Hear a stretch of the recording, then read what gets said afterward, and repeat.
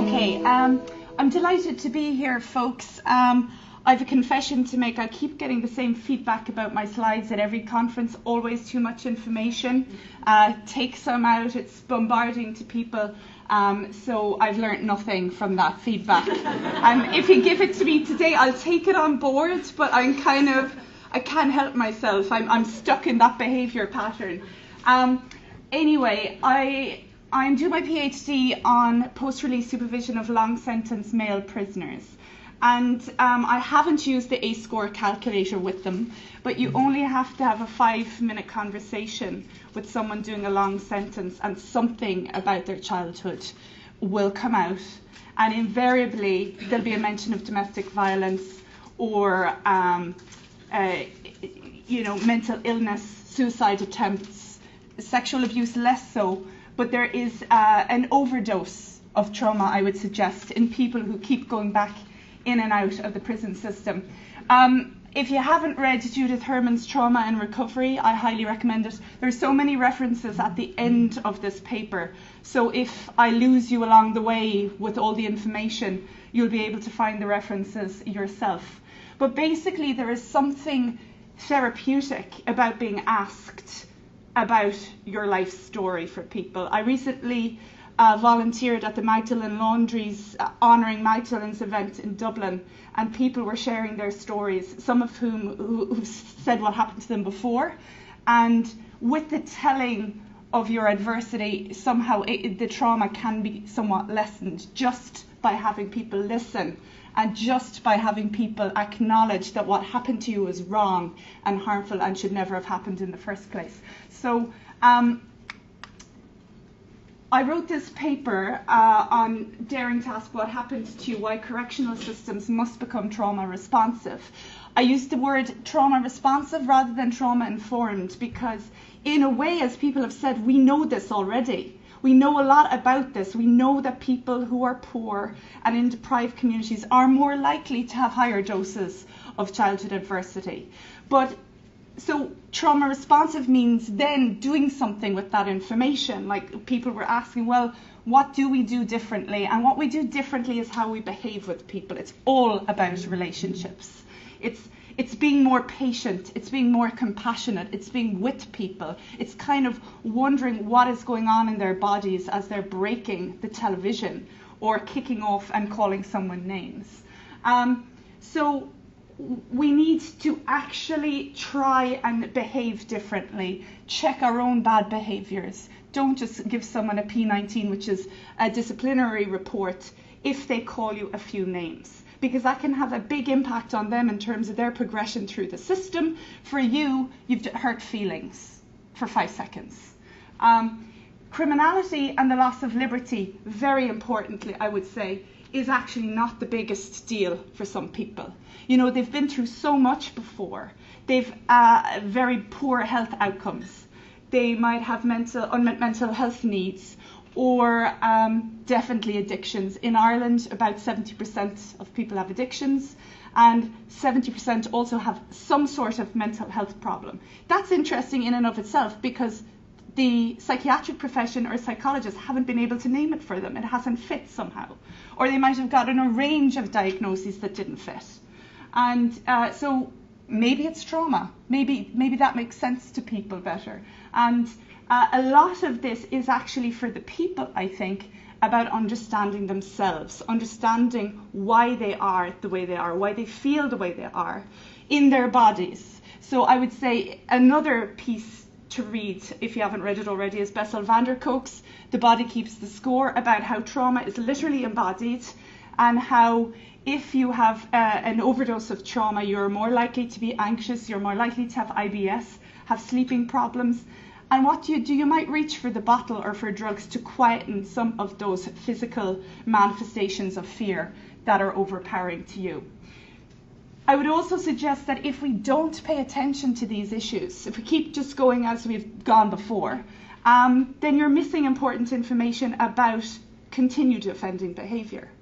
Because if you don't understand why people sometimes resort back to reoffending, maybe because they've been released into homelessness without money in their pocket, and prison is a better bet than that. You get your 3 meals and you have a safe bed, albeit in a place where violence is all around you. But if that's a better option to you in the moment, we need to think more carefully about the true care system. And if I think people are more aware about this and are trained right across the board, from the healthcare committal staff in prisons, criminal justice social workers, judges, criminal defence solicitors, prosecutors, the whole gamut, police, we're more likely to have slightly better outcomes, because we're more likely to connect with people as people, rather than bundles of annoying, difficult risk factors that just need to be managed or kind of shoved somewhere else as quickly as possible. Right, I was very slow on this, so I'm not going to get through probably 5 slides. There are a number of things we need to do. Early intervention and prevention first off. We need to spend so much money on supporting primary caregivers and children. And in poorer communities, we need things like the Family Pathways Project, that was a research project in the States, home visitation service by either social workers or women from the community who were identified as good mothers, to visit at-risk moms and their babies for 18 months. That type of a project can help with attachment. It can help someone who never had a good enough mother themselves to realize you pick up your baby, you coo at your baby, you hug your baby. And these things matter, because without them, the brain doesn't develop as it should. It literally does not develop as it should. And the baby's inborn potential is then squandered and lost, which is really tragic, because it is preventable. And it's not about blaming people. It's not about blaming the moms. How can you blame someone who never had it themselves? It's about trying to model that behavior and coach and give advice about why a baby is failing to thrive. What does that actually mean? You know, the baby isn't gaining weight. The baby isn't gaining weight because you're not picking her up and hugging her and attending to the physical needs that set those neurons firing and are the basis for all future relationships that little person is going to have. So I would also say it's fundamentally unethical for us not to ask about ACEs in whatever context. It's controversial because a lot of people just don't want to do it. They feel uncomfortable themselves about hearing about people's pain. And so they'll say, no, it'll open a can of worms that I am not able to deal with. Well, read Nadine Burke-Harris's book, The Healing Well, about how actually people want to do the best that they can for their children, but often don't know how. So if, again, you can provide wraparound services that will help vulnerable primary caregivers, then why wouldn't you get a sense of what the mother's own personal childhood adversity is? Because trauma is intergenerational. If you don't intervene when children are small, they're likely to amass more and more ACEs as the life goes on, and also have adult trauma to boot. A point about prison is inherently destructive. It is enfeebling. It makes people dependent on others to get them from A to B, to feed them, to bring them places. On the other hand, it's a very useful opportunity if you get people for a long stretch who've done harmful things to others to maybe intervene and help them, again, understand themselves and equip them to make better choices. It's not about saying you're fundamentally wrong, broken, and there is no hope for a better life, but about having strengths-based practice. And what I mean by that is trying to find out what is good in the person's life. What are they interested in? We don't ask this enough of people who pass through the doors of prison. And I have done it as part of my research. It's like, what are you interested in? What are you good at? Boxing comes up a lot. Sports. And we need to, or art, you know, a lot of people discover their love of drawing and painting in prison. They never got to do it as a child. Why? Because they were so unsafe. It wasn't something you could devote your time to if you're running from the bear that you live with. A key point, again, I would think, is when you're releasing people, you need to ensure that they have a safe transition. Because so much about offending behaviour, oppositional behaviours and challenging, difficult behaviours that you guys would encounter with clients I suspect, are about fear and how the body feels. And if you've been comparatively safe and healthy in prison, it must be a terrifying thing if you are being released into the chaos that was your life before. And we need to be mindful of this and spend money, and not just spend it on a year-by-year funding cycle. We need to ensure that the people who are doing a tough job have some security of tenure so that they can invest in the people that they're dealing with. So the pains of imprisonment, Gresham Sykes said that the loss of autonomy is the worst thing about prisons, and reducing people to the dependent status of childhood is fundamentally demoralizing and destructive, more so than the single-sex environment or the threat of violence from other people. And I would just say that that is interesting in the context of family and homes and where people have come from, because perhaps people never had that safety in the first place, and perhaps in prison they actually find that they have the most safety that they've ever had. That is particularly likely to be the case with women. As we heard from Nina, that there are differences, and the women who end up in the prison system, Baroness Hale found this as well, and the Corsten report have found that the women who end up in prison are the most vulnerable, and if you were to do ACE studies on them, they're probably up around 8, 9 or 10, an awful lot of people. I won't run through this too much, but their R&R model, if you're involved in the criminal justice system, it's all about personal risks, the things that predict future offending. So antisocial attitudes, antisocial peers, antisocial beliefs. And these can be explained in different ways if you understand the neuroscience, and how that actually fear and stress over time compromise the brain and literally make people unable to think through consequences. And people are told, and they know, I shouldn't do this again. But actually, the brain structures and formation is fundamentally impaired by childhood experiences, but yet we blame the people. So this is why we need to understand what happens to the brain and rethink how we approach these things in terms of how better to deal with people in the future. I'm a great fan of Maslow, simply because do you all know about Maslow? Yeah. So unless and until you satisfy these basic needs, you cannot move up the pyramid. And at the bottom of them, we have access to food, water, sleep, excretion, breathing, the very basic things that keep us alive. And funnily enough, so many of the problems that people have in their bodies are right down here. They're governed by the kind of the base reptilian brain. And if people have a dysregulated stress response system, they'll often have problems at this level. And of course, if you grow up in a home where you have no safety, where your father is chronically abusive to your mother, is an alcoholic, beats you up, maybe sexually abuses you from time to time, how in God's name are you meant to actually have a sense of safety? You never have it. And the previous speaker spoke about how, when something traumatic happens to you, it shakes your confidence in the world. But what if you've never had that confidence to begin with?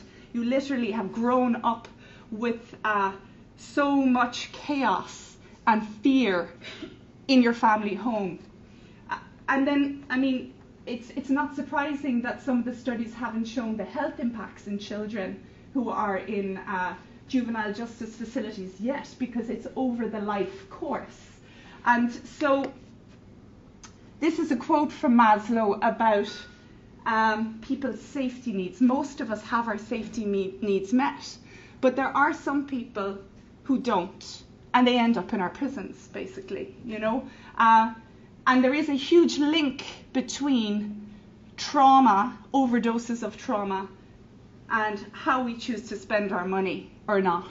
Do we build prisons, or do we intervene with children and their primary caregivers? We have choices to make in this. And it is a political issue, it's a moral issue, and it all kind of begins with the family and how we choose to support families or not. Whether we try and equip everyone despite their adversity, to become a good enough mother. It's a big ambition because it's not easy. Anyone who's a parent knows it's not that easy to be a good enough mother or father. It's tough. And some people need more help than others. This is a quote from a focus group participant of mine who said that attachment in early childhood experiences will inform who comes through those doors and who doesn't. That is a big statement, you know. We create the memory templates in our early years, and they inform everything we do over our lifetimes from that point onwards. So Judith Herman, van der Kolk and Bruce Perry have worked with people who were incubated in terror and subjected to unspeakable childhood trauma. And they would say, actually, when we were trying to talk earlier about what ACEs are kind of more traumatic than others, incest is a particularly pernicious, hard to process, hard to remember ACE for people, because children will do all they can to love their parents. They will do all they can to make it bearable for themselves, to maintain some sort of bond with that parent. And if the mother, let's say, turns a blind eye to what's going on, it's very hard to kind of survive that and overcome that. So I think we need to do an awful lot more to try and protect children. And the point about the body is that trauma it's held, even if we think it's not. There's very little law in this presentation, obviously. It's about trying to understand literally what's going on for people. And there's some guys and women that you'll meet who are painful to be around, such is their own pain, and will drive up your blood pressure by being next to them. And these are the people that are hard to reach and that people don't want to work with. So when you have someone like that, I have a quote from a guy at the end. I'm not going to get to it now, I know already. But he is someone that is exhausting to be in the room with. He is completely addicted to benzodiazepines because they quieten his anxiety. And even with that, I'm sure he's difficult to be around. A lot of services don't want to work with him. He's been in prison 20 years on short sentences for theft. And the longest he's ever been out is 6 weeks. So what is going on there? As he said himself, prison isn't helping him. He's never gotten the proper psychological interventions. What he needs to do is learn how to cope with his body, also go into addiction treatment. But he needs to find some other healthier coping mechanism than medicating himself to just be able to be in his own skin. And van der Kolk's book is phenomenal for this, describing how the body attacks itself, basically. So we can repress, we can be silent, we can keep all these dirty, horrible family secrets where no one can get at them, but it kills people. And it can also lead to people killing other people because hurt people hurt other people. And this is where the prison system has an awful lot of work that it can do. If you understand that so many of the most violent people were horribly abused themselves. Now, some are going to be a continuing risk to others. I'm not suggesting that we can, just by talking about trauma or doing an ACE questionnaire with them, that we can cure people and make them safe to be around. But a hell of a lot of people that I've spoken to and met are not bad people. They've done harmful things. And some of them will keep doing harmful things because we're not intervening in the right ways. We're not engaging with them in ways that make sense to them, or that are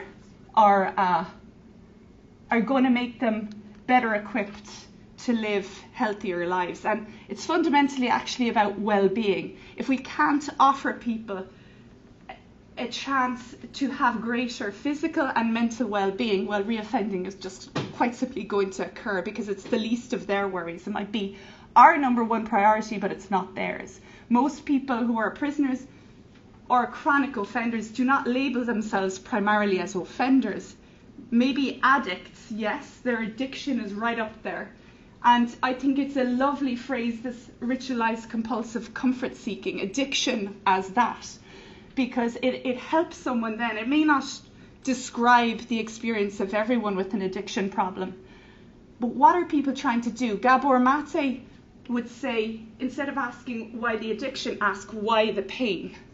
And again, it goes back to the body, it goes back to the secrets that choke people alive and make it very difficult to continue, really. I'm running out of time, but just a little bit about the fight, flight, freeze response, because this is really important if you work in the criminal justice sector. If you're in a court, you will have people belligerent, and particularly if they're nervous, if they're afraid about going down, people will start getting edgy and shouting and mouthing off. And if you understand what's happening to them and their bodies, you can choose to dial it down or to dial it up. You know, you can choose to go in there as a big police officer and start, making yourself bigger and more bear-like and confronting them. Or you can try and relate to someone as a human being and try and reduce the risk of conflict. It's really about unlearning some of our own behaviours and our own responses to fear and threat. And women are actually possibly better at this in the criminal justice sector. I've met a few female governors who have spoken to men who would be quite feared, in the violent and disruptive prisoner unit, who other people would only speak to through a flap in the door, or with 4 armed prison officers beside them, and the female governor would go in and have a chat with this person, as a human being, kind of conveying, no, I'm not terrified of you. I can deal with this situation. And that can be surprisingly effective. Look people in the eye rather than wishing that they're out of the room as soon as they come into the room. There's a spectacularly good blog called A Better NHS by a man called Dr. Jonathan Tomlinson. I've interviewed him for my radio show, and if you're from the healthcare sector, I'd recommend listening to it because he talks about trauma-informed medicine.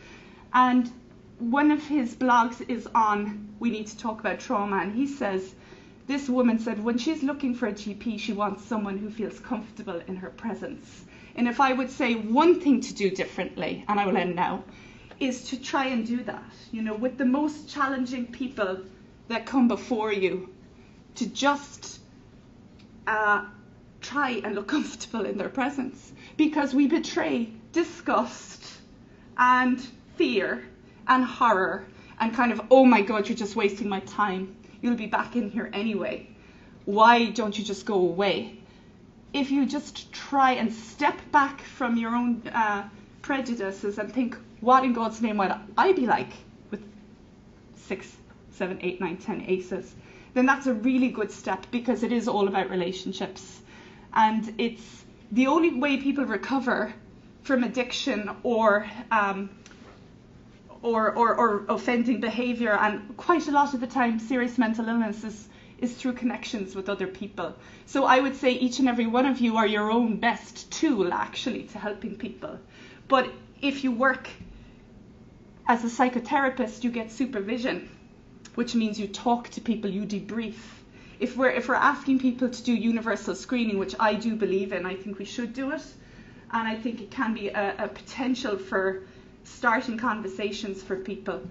But then you do need the support to survive hearing about things that we don't want to hear, so it's not easy. I'm sure you've been in rooms where someone stands up and speaks about something profoundly traumatic, and my own response is often, would they please just sit down? It's really hard. So if we're going to ask this of people, then we need to support them. I'll leave it there. I've about 100 more slides. So if you're interested in them, I was even slower than usual, so the advice is actually really valid. I should not use PowerPoint anymore. I might have learned. Thanks very much anyway.